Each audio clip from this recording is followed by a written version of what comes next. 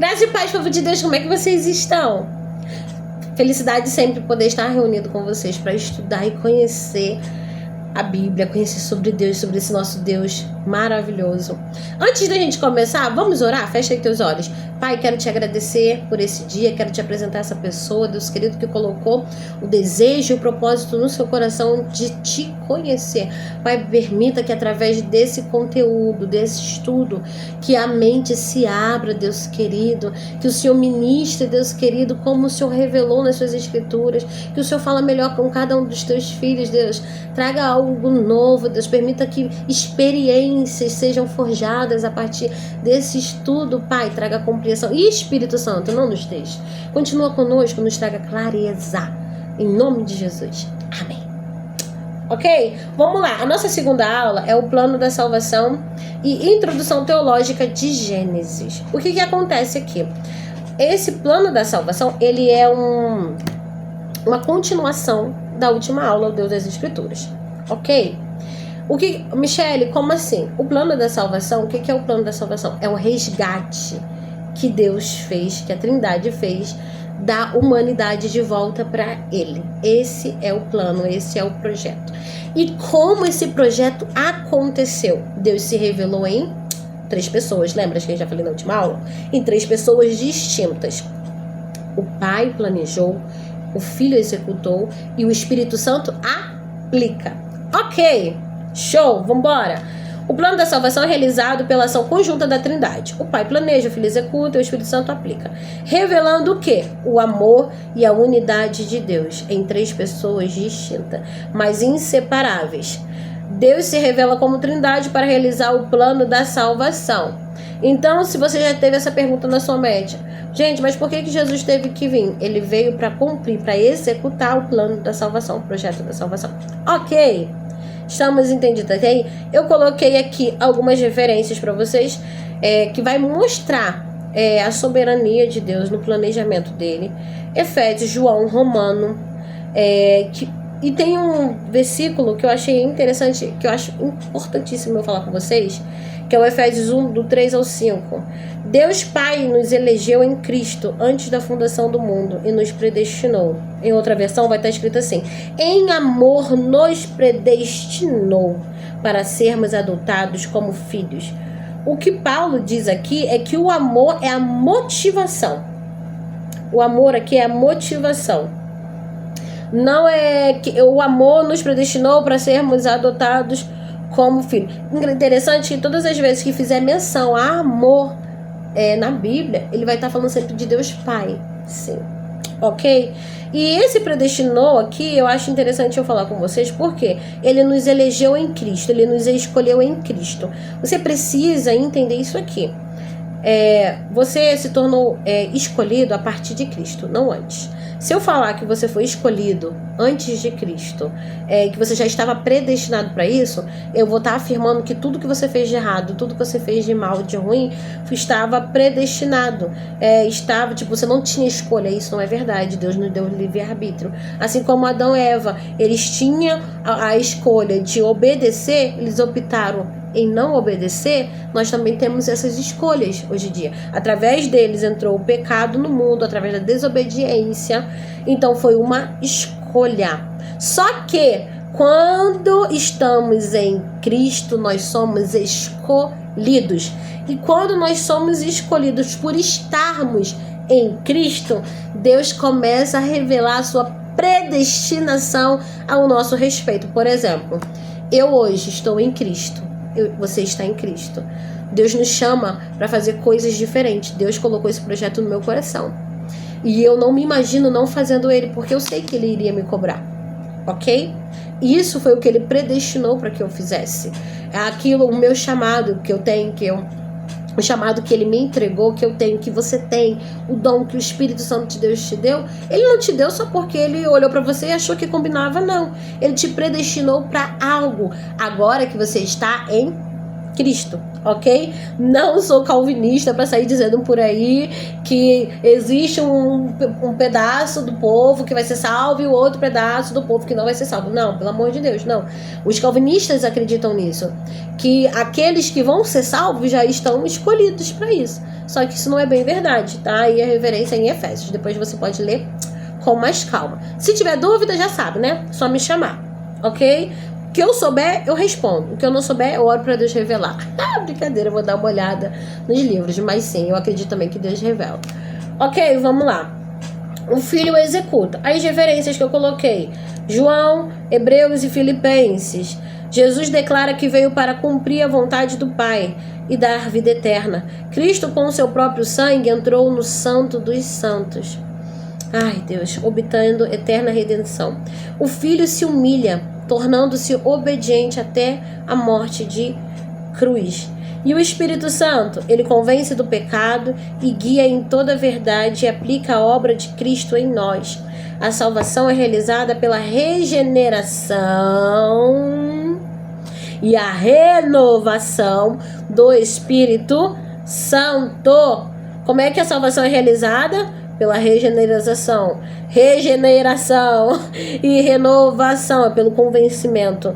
O Espírito transforma os crentes de glória em glória. Gente, peraí, deixa eu falar uma coisa pra vocês aqui, pra não ficar confuso. Isso aqui não é condicionado, tá? O que eu preciso para ser salvo é o quê?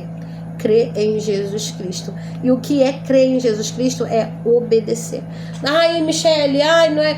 Porque se eu falar de forma assim esporádica, vai dar a entender que qualquer pessoa que diz que crê, por exemplo, esse aqui é um lápis. Ele é um lápis de escrever, mas ele é azul. Você crê que ele é azul? A cor dele é azul. Você crê que ele é azul? Sim, eu creio que ele é azul.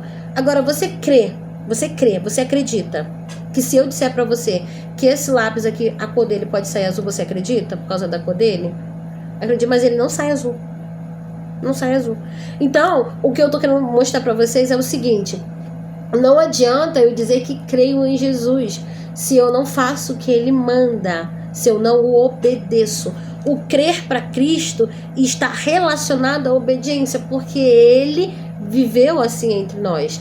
Ele fez se cumprir todas as vontades de Deus nele, ok? Então, o crer em Jesus é o obedecer, ok? Depois você pode ler João melhor, que ele vai falar muito bem sobre isso, ok? Vamos lá. É a unidade da Trindade na salvação. Pra gente fechar essa parte aqui, o que é basicamente o plano da salvação? O plano da salvação, ele é o resgate, que eu já expliquei para vocês, da humanidade de Deus para nós. Michele, por isso que ele se apresentou, ele se revelou em 3 pessoas distintas: Deus Pai, Deus Filho e Deus Espírito Santo. E cada um deles executa, tem um propósito, tem um objetivo, o propósito é o mesmo. O Pai planeja, o Filho executa e o Espírito Santo aplica e nos convence. Ok? O plano da salvação é a forma como Deus decidiu resgatar a humanidade do pecado e da separação dele. Estávamos separados dele. Até que Deus começa a colocar em prática. Gente, é uma coisa assim, a gente tem que ter muito cuidado com as palavras. Por mais cuidado que eu tenho, às vezes parece que eu coloco um mais onde eu não deveria colocar, coloco uma vírgula onde eu não deveria colocar, e isso é perigoso, tá? Então todas as vezes que eu falar uma coisa que eu senti que eu falei errado, eu vou corrigir isso, tá? Pelo amor de Deus, eu vou ter isso, eu espero que vocês compreendam isso também. Ok, o que acontece? O pecado entrou através de Adão e Eva, mas eles tinham essa escolha, eles tinham livre-arbítrio, eles podiam escolher não pecar, não desobedecer a Deus. Eles nunca...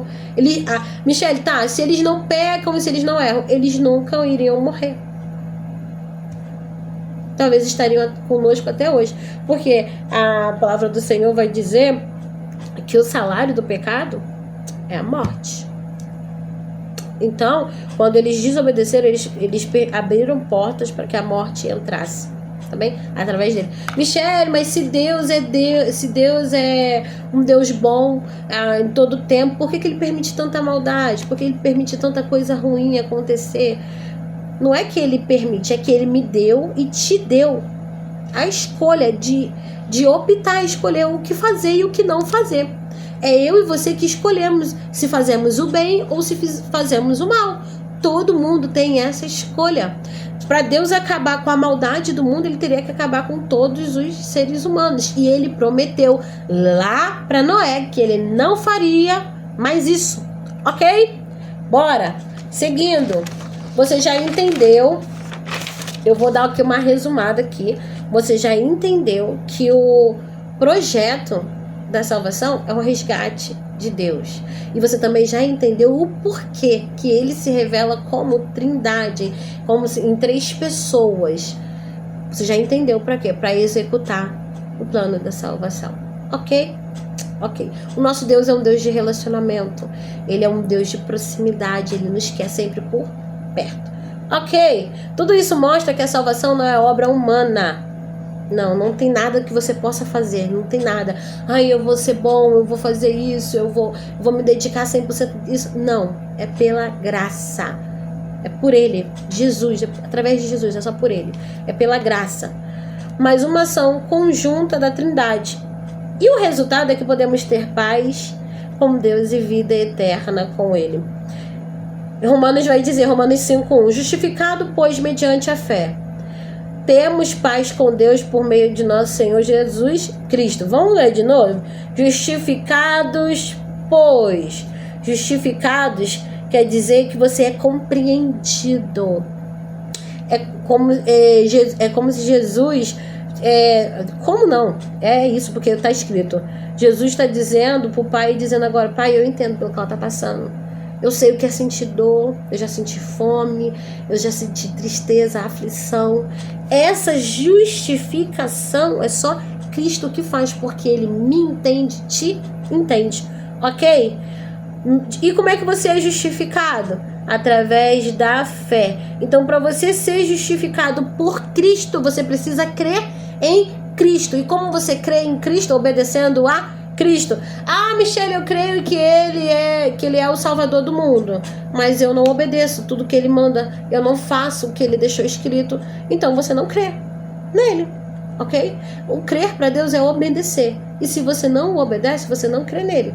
E a salvação, todo aquele que nele crê e for batizado, esse será salvo.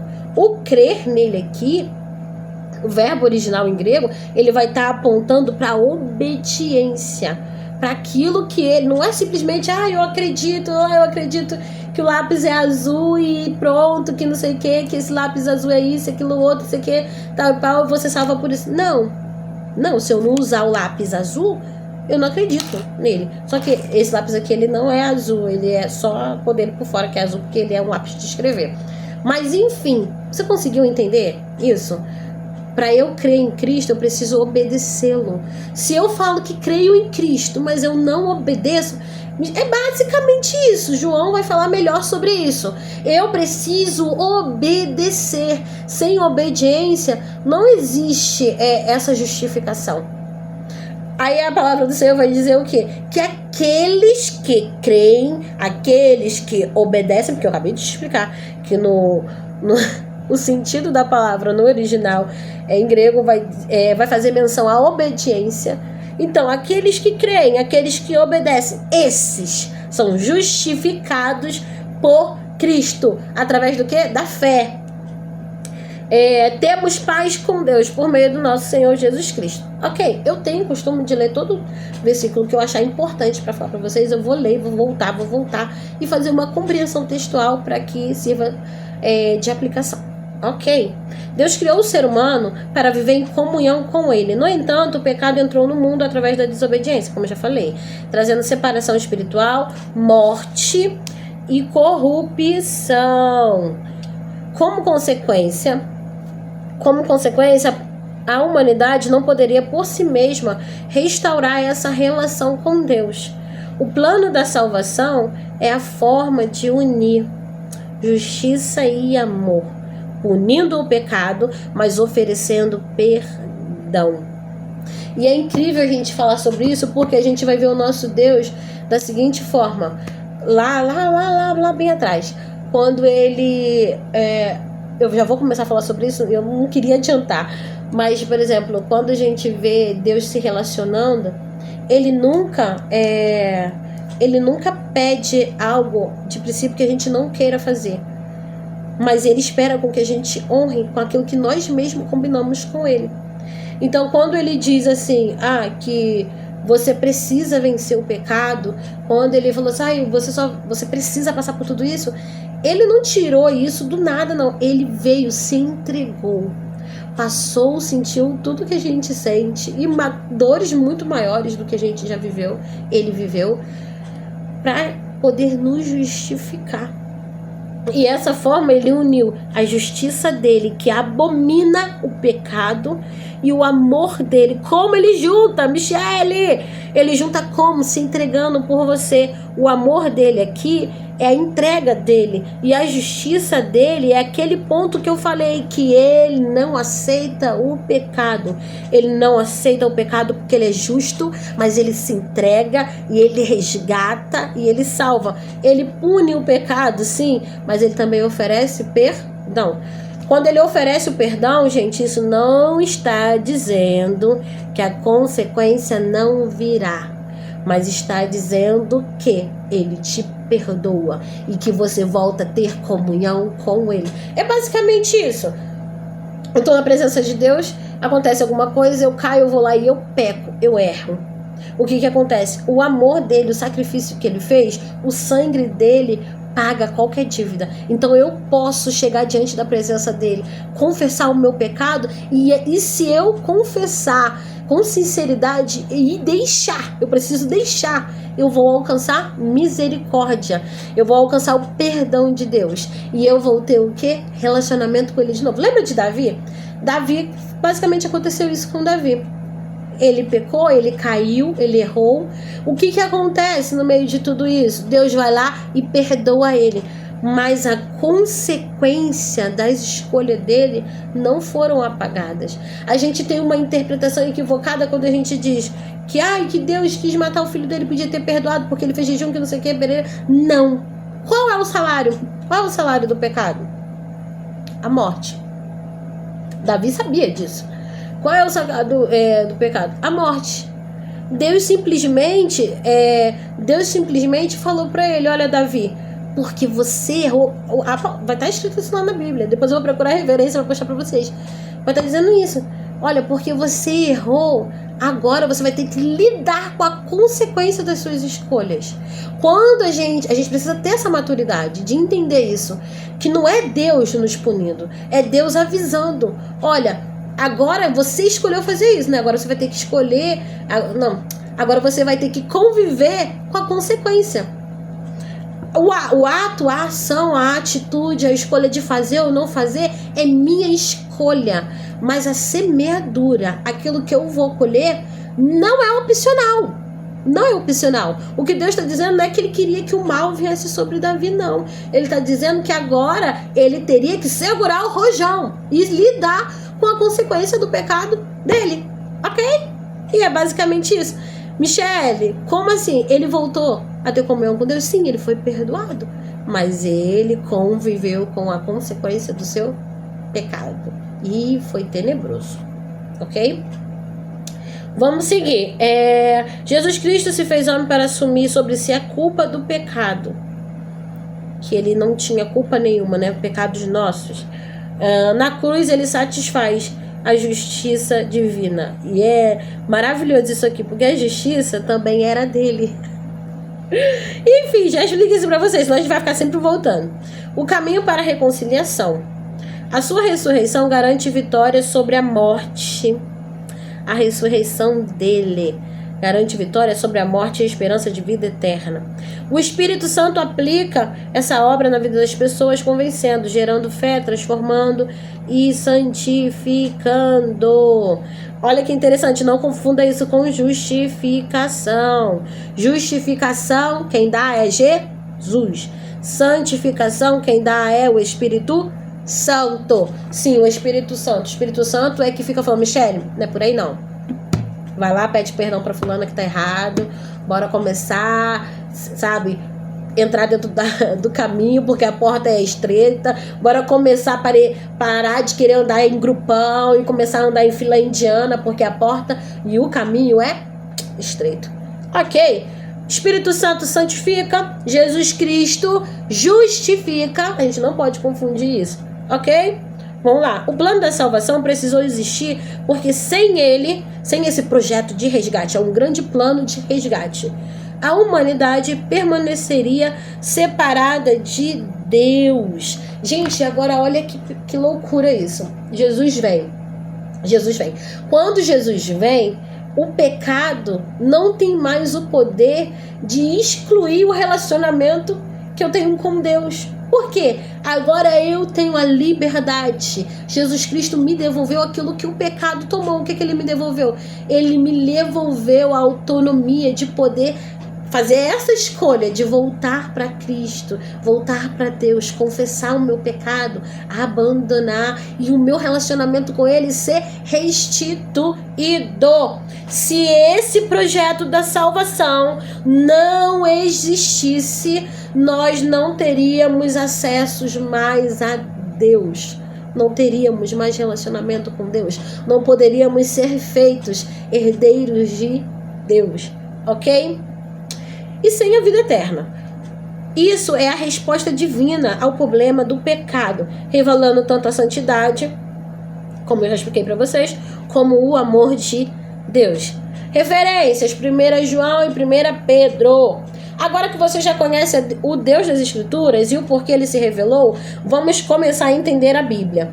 Primeiro, compreender para depois interpretar. Sendo assim, vamos começar por Gênesis. Quando conhecemos, a compreensão ela é inevitável. Essa introdução da aula do Deus das Escrituras, esse pedacinho do plano da salvação, você vai encontrar em livros de teologia sistemática. Gente, é maravilhoso e é extremamente abrangente.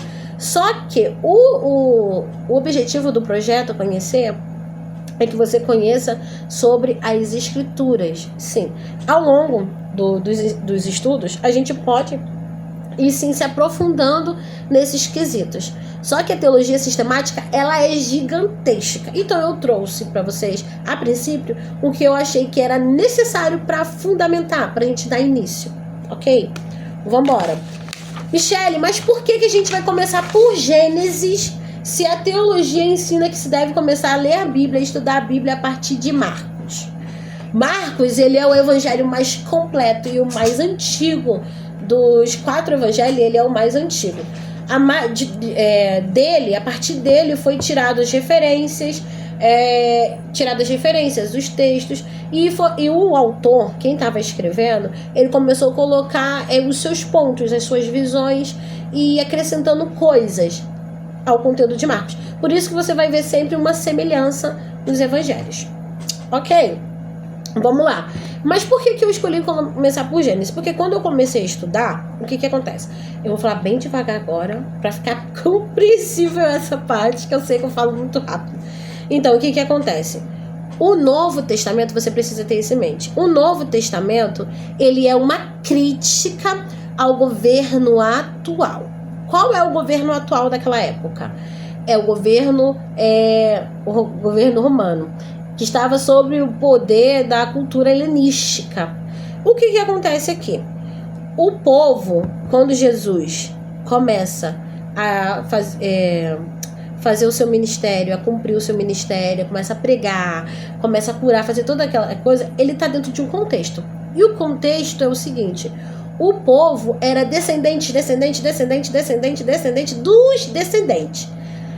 Esse povo que era descendente do descendente, eles já tinham as suas bases de fé da Torá, né? Da Torá, da Tanakh, eles já tinham essa base, eles já tinham uns estudos, só que eles não tinham, como é que eu vou te dizer, a compreensão correta. Conforme o passar do tempo, eles começaram, quem sabia, quem conhecia as escrituras, dominavam a cultura judaica. Eles dominavam a cultura judaica. Por quê? Eles tinham a palavra, então eles pegavam, liam, compreendiam e interpretavam do seu próprio jeito.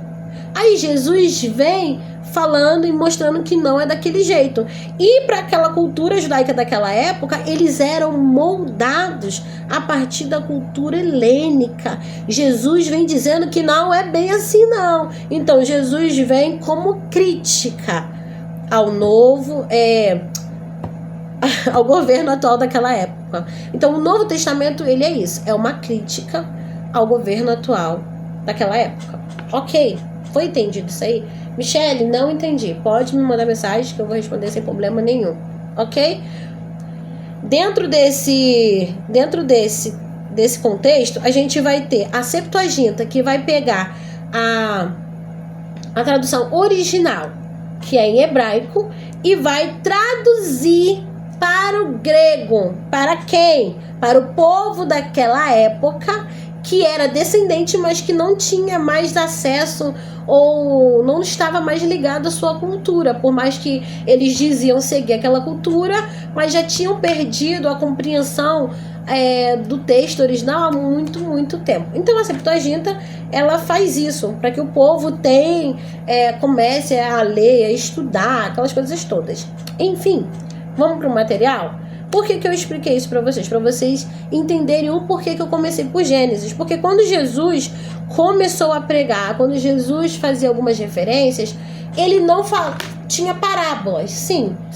As palavras a gente entende que são aquelas histórias simbólicas que ele criava para montava uma pregação, né, para atrair o povo, para colocar uma aplicação, para corrigir, para atrair, enfim. Só que tem referências que ele faz que está no Antigo Testamento. Mas isso não é só Jesus, não. Todos os apóstolos, quando iam pregar, eles faziam referências ao Antigo Testamento. Se você souber, se você conseguir ler e entender do que Jesus está falando, às vezes coisas que vai estar lá, dependendo da sua interpretação. Se ela for uma interpretação que não é clara, você vai ter muita dificuldade para entender isso. Por exemplo, se você estiver lendo a NVI, é ótimo. Comprem a NVI, eu vou até falar depois sobre ela, que é muito boa. Ela é mais clara possível para nossa língua portuguesa. Então o que acontece? Jesus, ele pregava fazendo referências do Novo Testamento, do Antigo Testamento, perdão. Ele sempre falava: lá atrás era assim, ou o profeta fulano falou assim, ou o profeta ciclano fez assim. Vocês conseguem entender? Só que se você não souber do que Jesus está falando, não vai fazer muito sentido. Aí você vai ter que ficar com o novo e o antigo voltando sempre. Então, na minha cabeça, fez mais sentido começar a estudar pelo Gênesis. Ok? E é por isso que a gente vai começar por aqui. Para quando a gente chegar lá no Novo Testamento, a gente saber do que Jesus está falando, do que os apóstolos estão falando. Ok? Vamos lá. Contexto histórico e cultural de Gênesis. Datação, autoria e composição.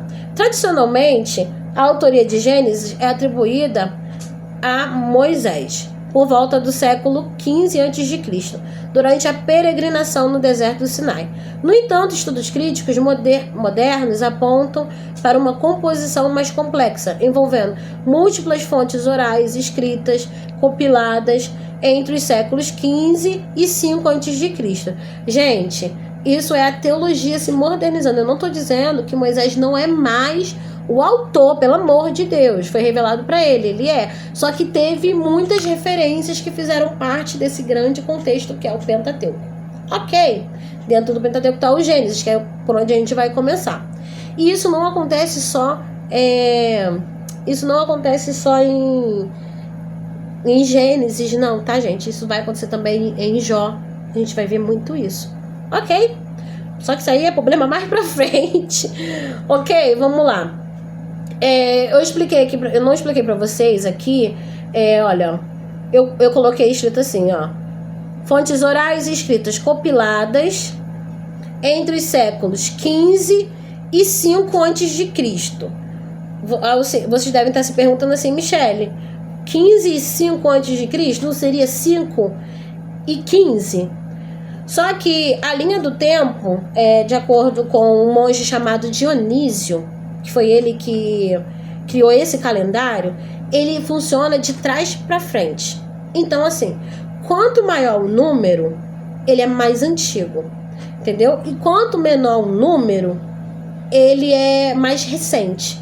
Então o 15 é mais antigo e o 5 ele é mais recente, ok? Então é entre os séculos 15, que é o século que aconteceu primeiro, e o século 5, que aconteceu depois de Cristo, ok?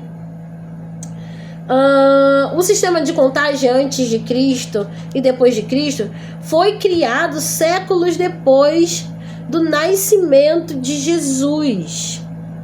E isso aqui é interessante, porque até nisso daqui, o calendário que esse monge colocou, ele acabou errando a data do nascimento de Cristo, ok?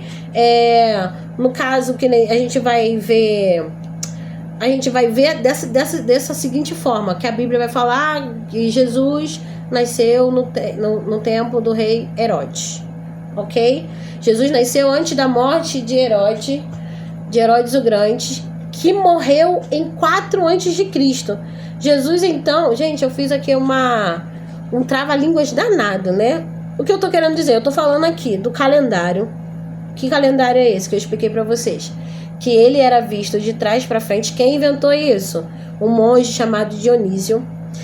Na cabeça dele, isso funcionava se Jesus tivesse nascido no primeiro ano, tipo, primeiro depois de Cristo. Mas Jesus não nasceu no ano primeiro depois de Cristo. Jesus nasceu antes da morte de Herodes o Grande, que morreu em 4 antes de Cristo. Então Jesus nasceu alguns anos antes, entre 6 e 4 antes de Cristo. Ok? Ficou claro? Ou ainda está confuso? Jesus nasceu entre 6 e 4 antes de Cristo. É o que a Bíblia nos fala, porque Jesus ele nasceu no tempo do rei Herodes. Então ele nasceu antes da morte de Herodes. Ok? Ok, vamos lá. A chamada hipótese documentária sugere que Gênesis resulta de uma combinação de 4 grandes tradições ou fontes: javista, eloísta, sacerdotal e deuteronomista. Cada uma dessas fontes reflete diferentes contextos históricos, estilos literários e ênfases teológicas, sendo reunidas por redatores posteriores para formar o texto que conhecemos hoje. Deu para você entender? Uma junção de referências foi juntada com aquilo que que foi revelado para Moisés. Ok, né? O público original de Gênesis eram os israelitas. Gente, minha língua tá travando tanto hoje. Tanto os que vinham no Egito, quanto os que retornaram do exílio. O objetivo do livro era reforçar a identidade do povo, explicar suas origens, o pacto com Deus e a importância de fé, obediência às leis divinas. Esse é o objetivo de Gênesis. Qual é o objetivo de Gênesis? Reforçar a identidade do povo, explicar as origens, o pacto com Deus, que são as alianças, a importância da fé e da obediência às leis divinas.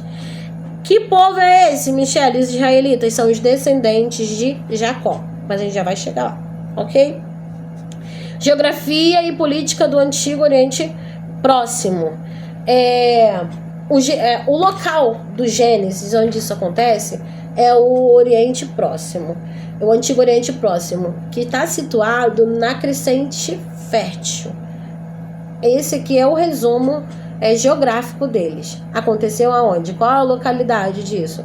No Antigo Oriente Próximo, na Crescente Fértil. A Crescente Fértil, ela tem um formato de lua e ela é cercada por alguns rios importantes. Rio Nilo, Tigre e Eufrates, ok? Vocês já vão entender. Gênesis está situado em uma região estratégica conhecida como Crescente Fértil, que abrange a Mesopotâmia, Canaã e o Egito. Dentro deles está que é o atual Iraque, Israel, Palestina, Jordânia, Líbano. Essa área ela era marcada por cidades/estados, impérios em ascensões e intensas migrações dos povos semitas. Entendeu? Isso aqui deu para vocês entender? O crescente fértil, ele fazia divisa entre a África, a Ásia e a Europa. E era uma terra muito disputada por ser um lugar com uma irrigação muito boa por causa dos rios. Ele era um lugar que ele era divisa. Ele tinha divisa, tipo, é como se você pegasse aqui, vou te dar um exemplo, pegar o Rio de Janeiro de um lado você sai para São Paulo, do outro lado você sai para Bahia, do outro lado você sai para outro lugar. Eu não sei, tá, gente? Eu tô só supondo aqui para vocês entenderem. Então ele fazia divisa entre África, Ásia e Europa. Então ele era muito disputado, ok? Vamos lá, vamos para Ur dos Caldeus. É a cidade natal de Abraão, localizada no sul da Mesopotâmia. Era um centro urbano próspero, famoso pelo comércio, cultura e religião politeísta, vários deuses, com destaque para o culto ao deus Lua. Aqui, em Ur dos Caldeus, é onde tudo começa. Onde tudo começa é em Ur dos Caldeus. Aí você vai falar assim, Michele, como assim tudo começa em Ur dos Caldeus? E o antes? O que acontece? São 11 capítulos, eu acho que são 11 capítulos pra gente chegar até Abraão. Pra gente até chegar até os patriarcas do Abraão. Nisso aqui, a gente pode cometer algum erro se a gente acha proximidade. E não tem. Vai vindo descendente dos descendentes, dos descendentes, dos descendentes. Depois de Adão e Eva, a história, a teologia estima mais de 4.000 anos. Então não é próximo. Esses 11 capítulos, eles narram esse período de tempo, mais de 4.000 anos de história. Então a gente pode cometer um erro achando que uma coisa aconteceu perto da outra, quando na verdade não. Para a teologia destacar isso, é porque há uma relevância que a gente precisa entender, que os assuntos não estão próximos, ok? Em Ur dos Caldeus vai ter um homem chamado Terá. Quem é esse homem? Terá, ele era um construtor de ídolos. Ele é o pai de... Terá, ele é filho de Noé e ele é pai de Abraão. E ele é descendente também lá de Sem. Então, para você ver, Sem, ele vem daquele povo lá atrás. Então, através dele vai começar toda a história dos patriarcas. Ele vai sair com a família dele, toda a família dele, de Ur dos Caldeus, e vai parar em Harã, que é a próxima cidade. Chegando em Harã, ele fica um tempo lá e lá ele morre, ok? Cidade de trânsito comercial no norte da Mesopotâmia, onde a família de Abraão se estabeleceu antes de migrar para Canaã. O que acontece? Eles saíram de Ur dos Caldeus, pararam em Harã. Em Harã, eles montaram as suas tendas, só que Deus tinha um plano diferente para Abraão. Ele tinha um projeto diferente para Abraão. E é lá onde o pai dele morre que Deus faz um pacto com Abraão e que chama ele para sair de lá. Ok? Agora a gente vai para Canaã, região de cidades independentes, habitadas por cananeus e amorreus, e hititas, jebuseus e outros povos. Era a terra prometida a Abraão e seus descendentes. Quando Abraão chega em Canaã, Canaã não está lá vazia esperando Abraão, não. Como eu disse para vocês, se de 11 capítulos do começo da história até 11 capítulos, a teologia supõe mais de 4.000 anos de história, para vocês verem que tinha uma distância. Já existia muita gente, a terra já estava cansada de ser populada. Então a gente precisa ter isso em mente, ter esse tipo de coisa em mente, que os eventos não eram próximos, e que quando Abraão chega na terra prometida, já tem habitantes na terra prometida. Canaã e esse contexto geográfico, ele faz parte da crescente fértil, que era muito disputado. Então é um lugar onde a gente vai ter mais pra frente cenários de muitas guerras, muita disputa, porque é um lugar que todo mundo queria ter e possuir. Ok, Vamos seguir. Abraão, ele é chamado de primeiro hebreu. Aí a gente fica se perguntando, é chamado de primeiro hebreu porque ele habitou em Hebrom ou porque o nome disso significa peregrino até chegar à terra prometida? Tem essas duas hipóteses, ok? O Egito, potência do Vale do Nilo, que era o rio ali do Nilo, com administração centralizada, sistema de armazenamento de alimentos, eles eram extremamente inteligentes. E políticas de integração de estrangeiros. Cenário das histórias de José e da migração dos hebreus. A geografia de Gênesis é fundamental para entender as migrações dos patriarcas e dos encontros culturais e religiosos que moldaram a identidade israelita. Olha que interessante, quando os hebreus eles entram no Egito, eles entram a convite de José.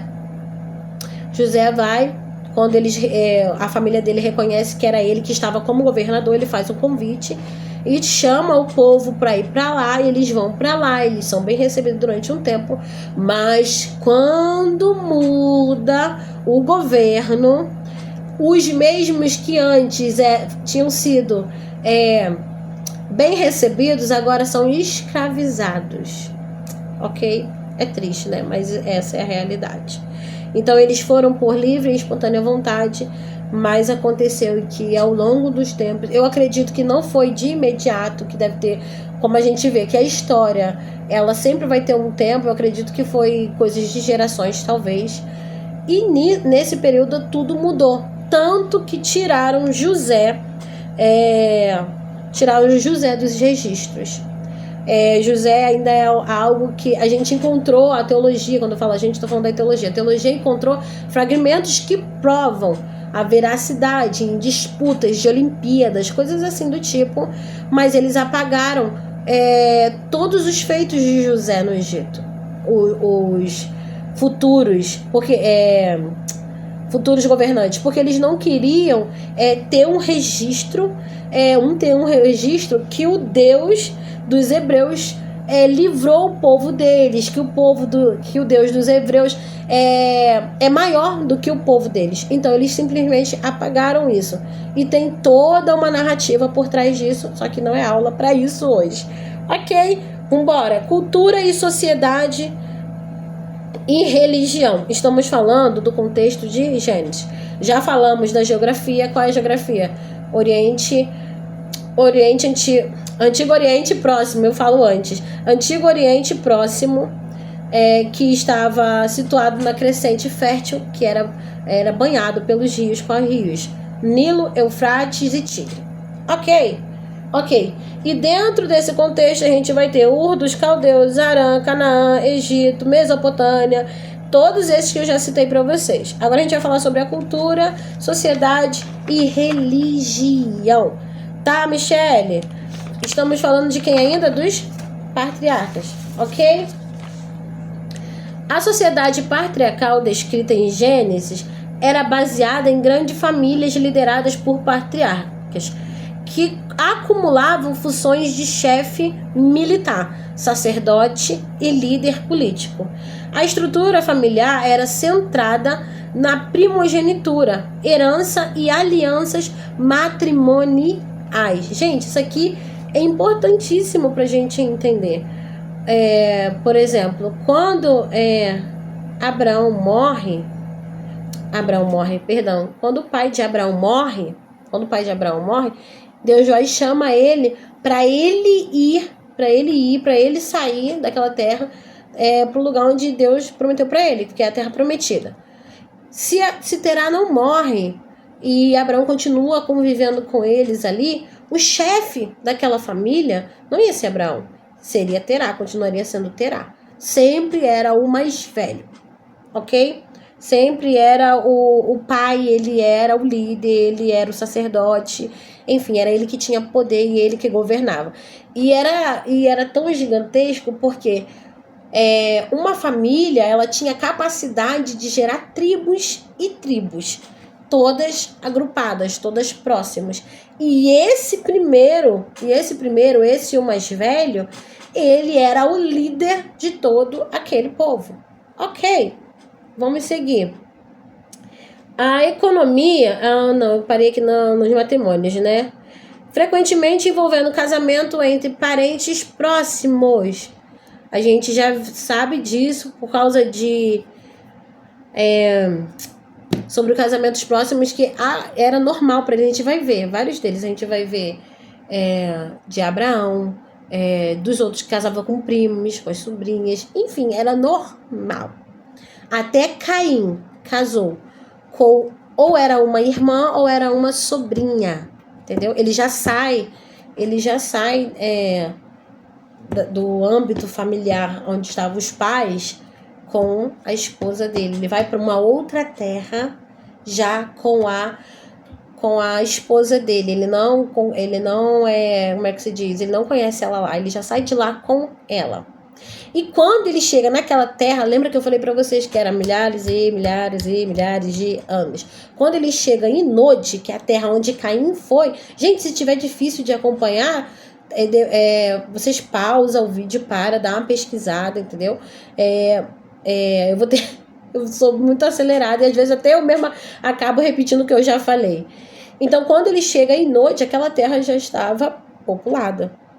Ok? Tanto que já tinha nome, a terra. Ok? Vamos dar seguimento.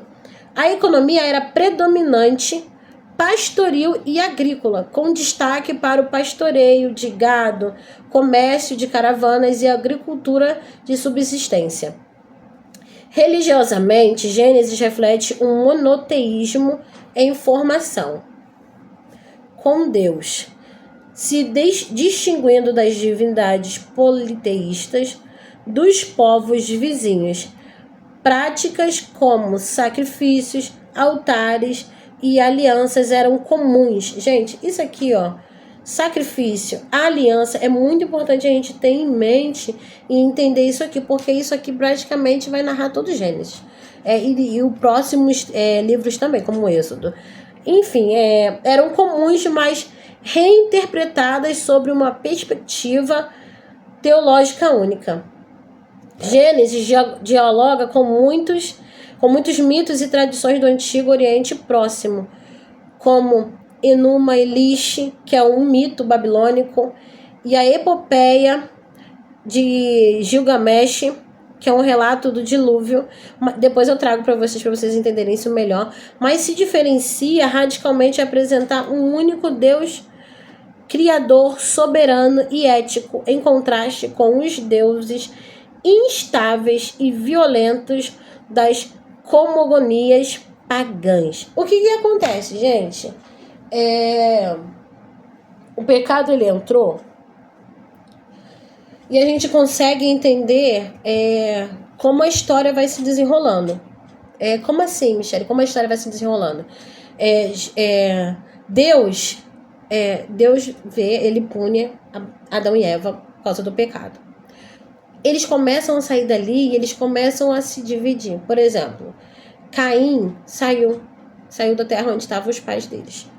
Eles não estavam mais próximos. Então, eles saem dali e vão para um outro lugar. Os filhos deles, os descendentes deles, vão populando e populando e populando e populando e populando. Vocês precisam ter em mente que nem todos os filhos são mencionados na Bíblia, que nem os de Adão e Eva. Adão e Eva teve só Caim, Abel e Sete? Não teve. Teve filhos e filhas. As filhas, então, quase não são mencionadas. As filhas mulheres, alguns livros mais à frente, vai começar a mencionar. Mas nesse contexto, assim, até o capítulo 11, são poucas menções que a gente tem. Só quando vai dizer que casou com fulano, ou que entendeu? Que gerou o ciclano. Enfim, o que vai acontecer? Já tinha muita gente. É um período extenso.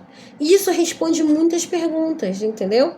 Responde muitas perguntas que o pessoal fala, se só existiam eles naquele lugar, quem é a esposa de Caim? A esposa de Caim é uma das suas irmãs ou uma das suas sobrinhas. e saiu com ele daquele lugar onde os pais deles habitavam. Michele, de onde você está tirando isso? Acho que Gênesis 4. Gênesis 4. Vamos pegar a Bíblia. Gênesis 4 vai falar que Adão e Eva não tiveram só esses filhos. Que eles tiveram filhos e filhos. Vamos lá, deixa eu procurar aqui direitinho pra gente ler.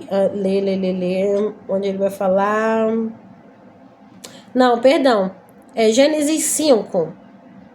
E Adão viveu 130 anos, gerou um filho à sua semelhança, conforme a sua imagem, chamou de Sete. Tá falando de Sete. Vai falar aqui de Sete. Deixa eu ver, deixa eu achar aqui, gente. Eu acabei de ler isso esses dias e não tô me lembrando. Jesus. Eu sei que tá por aqui, eu vou achar. Se eu não achar agora, eu coloco a referência pra vocês. Mas ou é 4 ou é o 5. Que ele vai falar que da quantidade, do tempo que Adão viveu.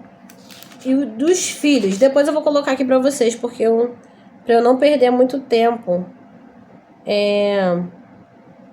Pra eu não perder muito tempo procurando isso.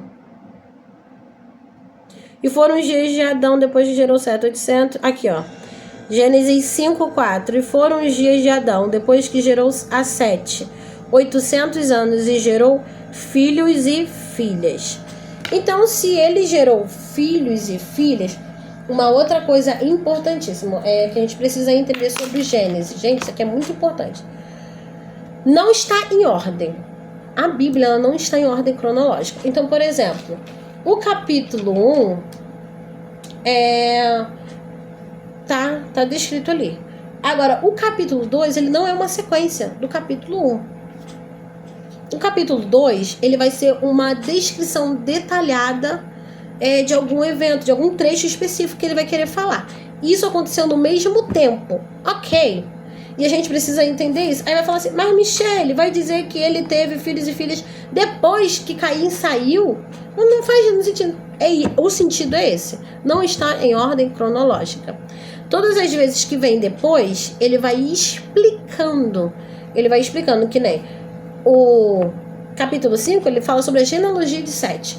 Então, não quer dizer que ele está em ordem cronológica. Vocês precisam entender isso. Não quer dizer que o capítulo 2 é uma sequência do capítulo 1. Não. Porque, então, se a gente for pegar assim, tem um texto que vai falar sobre que Deus criou os seres viventes, macho e fêmea, ele os criou.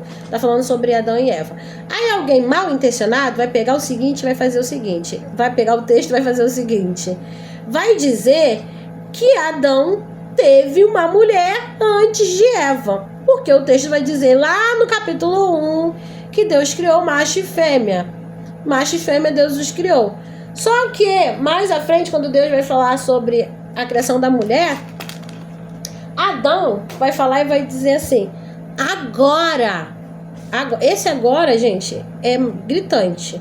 Esse agora é da interpretação original? Não, mas o entendimento da nossa tradução da língua portuguesa, que é difícil de juntar toda uma ideia, uma semântica para fazer efeito, ela nos faz entender o quê? Se você tiver em mente que o capítulo 1 que o capítulo 1 veio antes do capítulo 2 e que o capítulo 2 é uma continuação, é uma sequência, não uma continuação, que é uma sequência do capítulo 1, você vai dizer que realmente Adão teve uma outra mulher, porque ele vai dizer agora, esta é osso dos meus ossos, mas já não existia, já não tinha sido criado lá?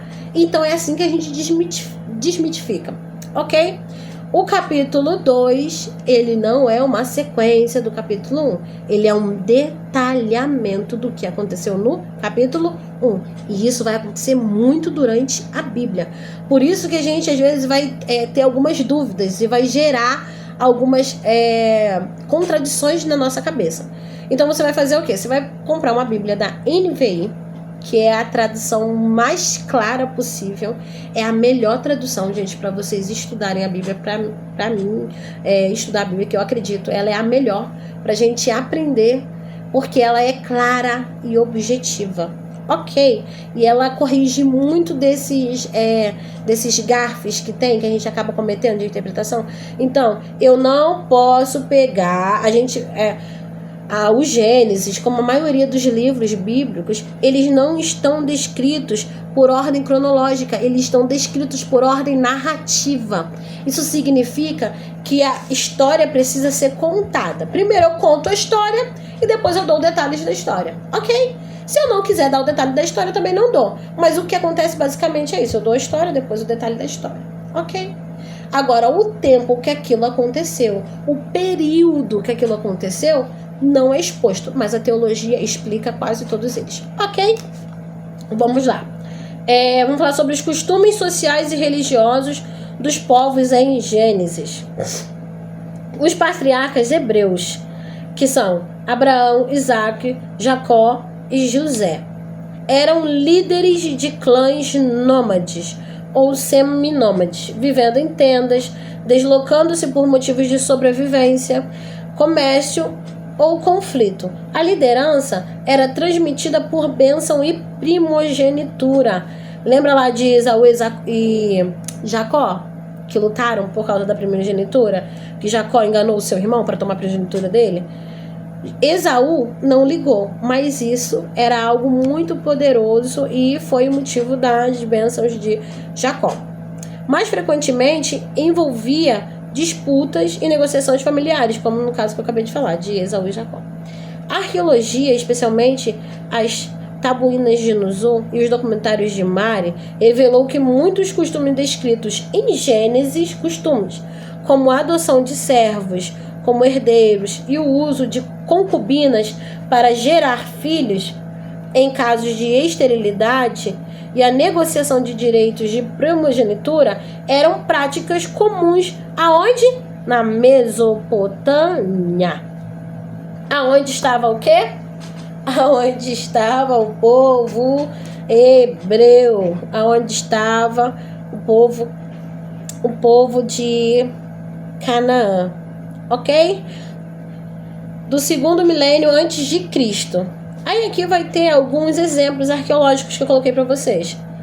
A adoção de Eliezer por Abraão, que vai refletir as leis de Nuzu, depois vocês podem pesquisar aí, leis de Nuzu, que permitiam a adoção de servos como os herdeiros legítimos. Isso aqui é incrível. Práticas de Sariagá, prática de dar servo ao marido para gerar filhos, comum em contratos matrimoniais mesopotâmicos. Ok, a gente já entendeu alguns dos costumes deles. Quais são os outros costumes?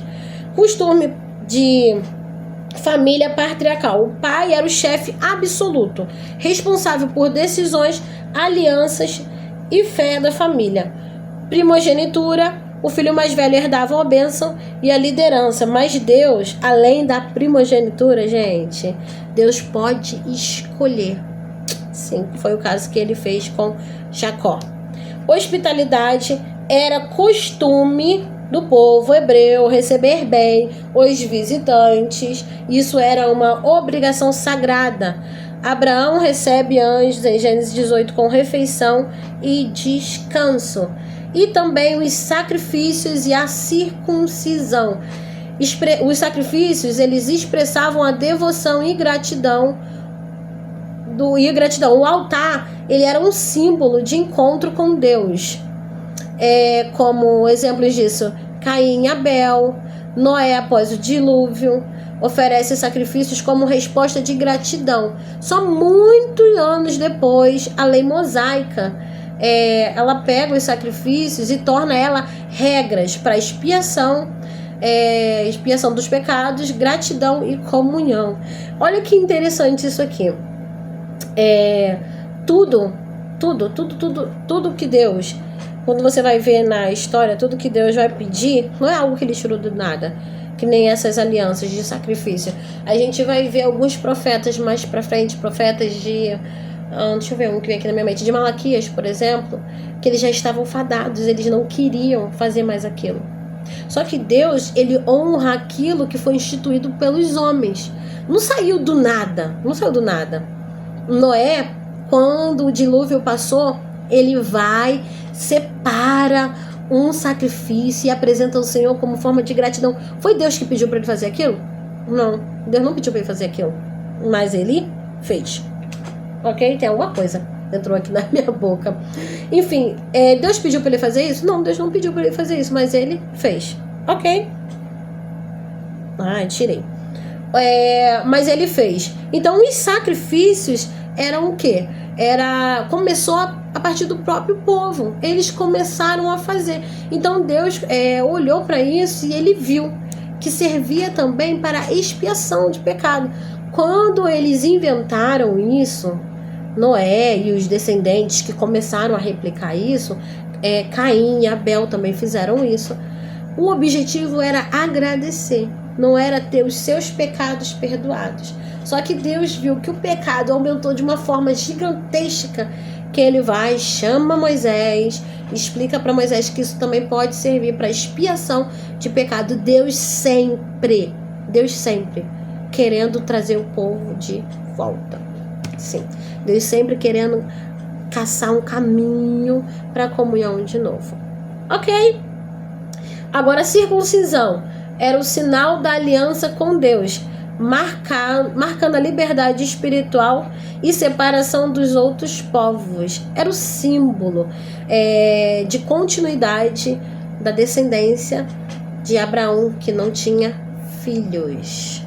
E essa circuncisão, Deus vai pedir para Abraão e seus descendentes. Deus faz esse acordo com Abraão, faz essa aliança com Abraão, e Abraão concorda. Gente, tem uma coisa tem uma lei, tem uma regra deles, judaica, que eles tinham que honrar das descendências. E isso servia para muitas coisas. Então, por exemplo, assim, aquilo que o meu pai, que ele era o líder religioso, o líder da família, que meu pai fazia um acordo, a gente tinha que honrar aquele feito, aquela aliança, a gente tinha que honrar. Mas isso não foi Deus que estipulou, foi o próprio povo que estipulou isso. Então, quando o povo fazia uma aliança, um acordo com Deus, ele esperava que o povo honrasse aquilo que eles estavam fazendo. Deus esperava que eles teriam compromisso para fazer aquilo. Quando chega lá em Malaquias, gente, Malaquias, meu Deus, milhares e milhares e milhares e milhares e milhares e milhares de anos à frente, o povo já não queria mais honrar, mas aquilo ainda fazia parte daquilo que eles acreditavam. Foi eles que estipularam isso. Tanto que, mas isso não era só para cumprir o que Deus pediu, para oferecer sacrifício, eram também acerca de bênçãos. Deus disse que abençoaria os descendentes, então abrangia muita coisa. Ainda tinha aquilo, por exemplo, quando Deus fala aqui para Abraão, olha, que daria para ele aquela terra e para ele e para os seus descendentes, isso não se cumpre na vida de Abraão, mas se cumpre nos descendentes. Então, aí a tradição judaica vai dizer que Abraão foi honrado posteriormente através dos seus descendentes, pela promessa. Ele recebeu a promessa através dos seus descendentes. Então, isso era normal para eles, isso fazia parte da cultura deles. Então, quais eram os costumes que eles tinham? A família era patriarcal, dominada, liderada pelo pai, pelo líder, né? Primogenitura, a primogenitura era a herança era para o primogênito. A hospitalidade, que era a regrinha deles. Sacrifícios que eles começaram a aderir em forma de gratidão. A gente está no Gênesis, pelo amor de Deus. No Gênesis não era para expiação, nem de pecado, nem nada disso, não. Era só para gratidão e para que eles tivessem comunhão. Lá com Moisés, já em Êxodo, que começa a servir para expiação dos pecados também. Ok? Vamos para o próximo tópico? Vai falar sobre os egípcios. O Egito era uma sociedade altamente hierarquizada, com o faraó considerado um deus vivo, sim, isso aqui é real. A administração centralizada permitia o controle de recursos, especialmente em tempos de fome. Eles eram extremamente organizados. Como na história de José, os egípcios praticavam a mumificação. Agora a gente ainda está falando de costumes, tá? Para vocês entenderem. Ó, a gente falou primeiro sobre os costumes religiosos e sociais dos povos. Quais povos? A gente acabou de falar do povo e dos hebreus, né? Dos israelitas. A gente falou dos costumes deles. Agora a gente está falando dos egípcios. Pra gente entender. Ainda é o mesmo assunto, ok? O Egito era uma sociedade que nem eu já li essa parte, vamos lá. Os egípcios praticavam a mumificação, cultuavam múltiplos deuses e integravam estrangeiros em funções administrativas, como o caso de José, que ficou com o cargo de governador. Gente, por que eu estou explicando o costume para vocês entenderem desse povo? Olha, Deus vai chamar Abraão. Deus vai chamar Abraão para sair da terra dele e os descendentes dele começam a viver em Canaã. Começa a viver aonde? Em Canaã. Canaã já estava habitado. Então Deus pegou os descendentes daquele homem que ele fez um acordo, levou para a terra prometida, que era Canaã. A terra prometida já estava cheia de gente. Era uma terra muito, muito boa, mas já estava cheia de gente. Deus agora vai começar, por isso que a gente vai ver do decorrer da história, a gente vai ver que Deus começa a pedir para que eles se separem, para que eles façam, se comportem de formas diferentes, para que eles não sejam corrompidos pelos povos que já estavam ali e que já estavam ali naquele lugar e nas proximidades. O Egito era proximidade, mas também estava dentro da crescente fértil. Ok? O que eles faziam? Eles praticavam o costume deles. Praticavam mumificação, o povo morria. Era para todo mundo? Não, era só para os faraós e os descendentes deles. Eles faziam a mumificação, cultuavam vários deuses do sol, do rio, de animais, enfim. Né? A presença de nomes e títulos egípcios em Gênesis, como Potifar, Asenate, chefe dos mordomos, é confirmada por achados arqueológicos. A teologia já prova isso aqui. A arqueologia já prova isso aqui, reforçando a plausibilidade histórica destes relatos. Lembra que eu falei que eles tentaram apagar a história de José? Sim, eles tentaram apagar. Mas a gente encontra Potifar, Asenate e outros nomes de chefes. Ok? Vamos lá. Agora a gente vai falar sobre os cananeus. Quem são os cananeus? Os cananeus é aquele povo que já estava lá onde os descendentes de Abraão estavam vivendo. E os descendentes de Abraão viviam lá como estrangeiros. Por isso que Deus vai começar a pedir que o povo se separe. Ok? Os cananeus, os amorreus, os hititas, os jebuseus eram povos semitas ou indo-europeus. Lembra que eu falei para vocês? Indo-europeus por quê? Porque fazia divisa com a Europa. Lembra lá no começo que eu falei sobre a crescente fértil? Então, que habitavam em Canaã, praticavam a agricultura, o comércio e cultos politeístas, com destaque para Baal e Aserá. A arqueologia revela cidades independentes, altares e práticas religiosas que influenciaram e desafiaram a fé israelita. Aquelas histórias que você já conhece, você lembra de Baal, você já vai conhecer aquelas histórias, né, que a Bíblia relata. A arqueologia já encontrou cidades que vai ter as mesmas características com as descrições bíblicas, ok?